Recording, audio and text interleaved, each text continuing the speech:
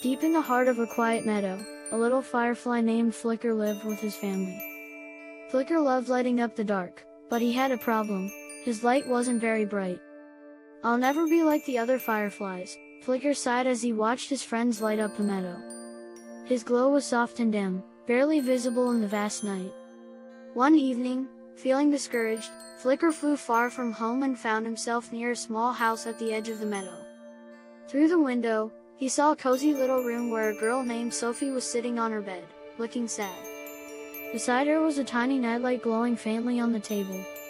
Curious, Flicker flew closer and tapped on the window with his tiny wings. Sophie noticed him and opened the window.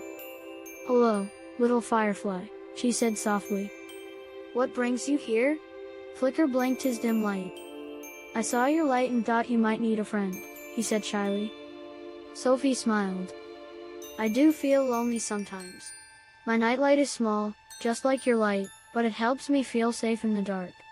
Flicker's wings fluttered. "Your nightlight helps you? But it's not very bright." "It doesn't have to be bright," Sophie explained. "Even a tiny light can make a big difference." Flicker thought about her words. "Maybe my light could help too," he said. That night, as Sophie fell asleep, Flicker sat on the nightlight and added his gentle glow to its warmth. Together, their lights filled the room with a soft, golden shimmer. Sophie's face relaxed, and she smiled in her sleep. The next evening, Flicker returned, and soon it became a routine.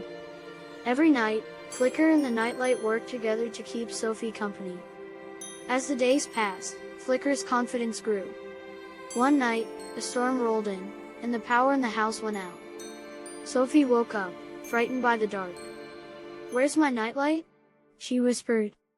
Flicker flew to her bedside and glowed with all his might. His soft, steady light calmed Sophie's fears.